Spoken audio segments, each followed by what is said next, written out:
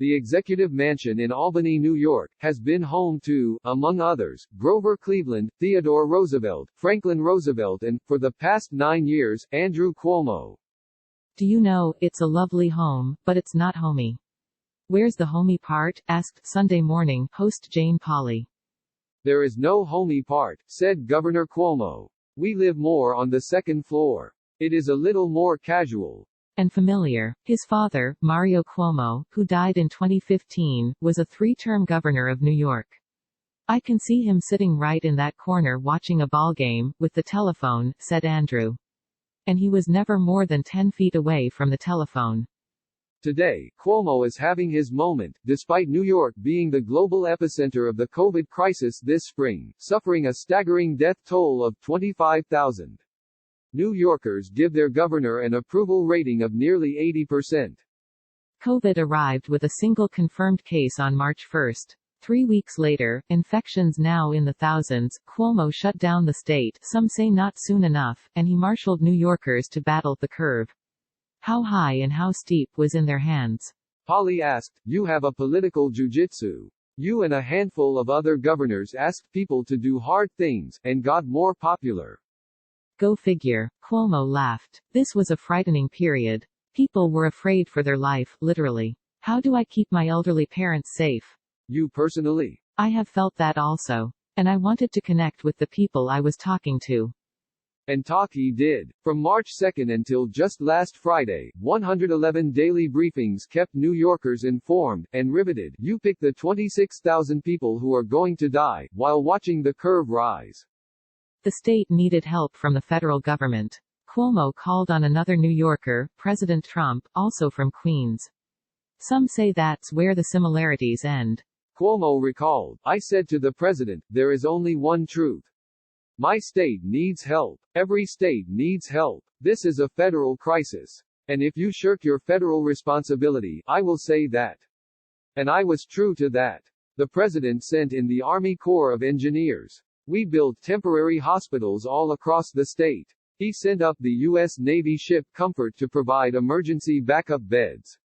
He did that. But, in Cuomo's view, President Trump could have, and should have, done more. This was a national crisis, Cuomo said. The federal government should step in aggressively and own it. In my state, I owned the situation. For better or worse, Pauley said. For better or worse, there was always a schizophrenia from the federal government. They would help when pushed to help. There were voices that always wanted to minimize it. This is just the flu. It's going to pass. And then there was a desire to reopen, reopen, reopen. And you know where we are now? Dow Jones tumbles again, fear of second wave. That's what happens when you reopen and you don't do it intelligently, you do it politically. After peaking in early April, New York began to flatten the curve, and in May it started to bend. By June, the state reported the lowest infection rate in the nation. But at such great cost, is it a wonder then that people are weary and eager to move on? Despite COVID cases rising in more than 20 states, the president is in campaign mode, holding rallies, and declining to wear a mask. I would wear one if I thought it was important, said the president, mask less. Masks became about ideology, said Pauley. Yes, and that was a mistake, Cuomo said. Who made that mistake? Was it the president? The history books are gonna have to decide. How will history record you answered that question? I'll answer for my actions, and then history will decide, Cuomo said.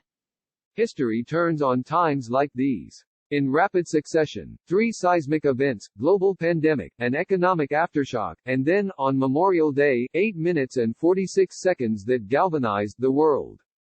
Pauley asked, in this social movement against 400 years of racism in this country, there's a moment.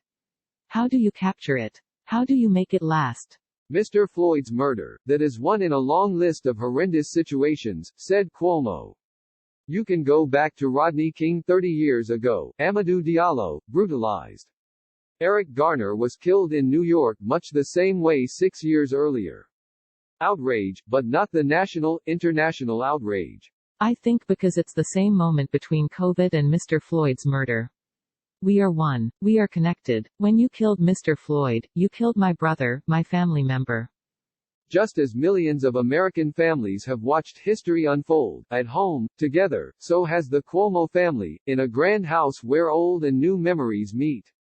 Of the governor's mansion, Cuomo said, "All the family holidays were here. My mother did the renovation of the whole mansion. So, my mother can walk into a room now, and she'll tell you exactly every piece of furniture, every piece of fabric. So, there are a lot of great memories." New York's former First Lady Matilda Cuomo hasn't seen the house, or her son, lately. "Oh, breaks my heart," said Andrew. "I have not seen her since this started. I put myself in a lot of situations where I might be exposed. My mother is still young, but she is in a category where she is vulnerable. So, I've literally not seen her since this started." But the governor doesn't lack for company. The COVID lockdown brought his 3 daughters home. "This is a gift. This will never happen again," he said. "Every second I get, I spend time with them." "And the boyfriend?" Polly asked. "And the boyfriend was here. The boyfriend is now gone. Not, he's still in the overall picture," said the dad. Cuomo was married for 15 years to Carrie Kennedy, the daughter of Robert F. Kennedy, and until last year was in a long relationship with author and TV chef Sandra Lee. But he's unattached now. "You are a bachelor," Polly said. "You've got a nice house here. And having a moment, and you can't do a thing with it. Is your social life in a phase 1 relationship possibly? Is that an unfortunate set of circumstances? 'Cause I know you're a bachelor. I know, you've talked about being available." "Yeah, first, the house isn't mine. Sorta like a rental." Cuomo laughed. "I will move out one day. I can reopen the economy. But dating, that's a whole different thing beyond my control." "Pity, isn't it?" "Yeah," he laughed. Polly said, "I find it really hard to accept that after decades in government, you don't have a political agenda in your future that's on the back of your mind. 4 years from now, either Donald Trump will not run for re-election, or Joe Biden will be 82 and probably there will be search for a Democratic nominee. And I cannot believe that Andrew Cuomo won't be on that stage." "Joe Biden is going to be the President of the United States, I believe that," Cuomo said. "I believe Joe Biden will run for a second term." At 82. "Yes, and I hope to be the governor of the state of New York. I believe I have something to contribute. This is my home. I love it. And I'm happy." "What is it with the Cuomos?" asked Polly. "The fact that your father never ran for president is still, you know, one of the great mysteries of political life. What does your mother say?" "We haven't had that conversation." Andrew laughed. "Really?" For more info. Story produced by Gabriel Falcon. Editor, Ed Givnish.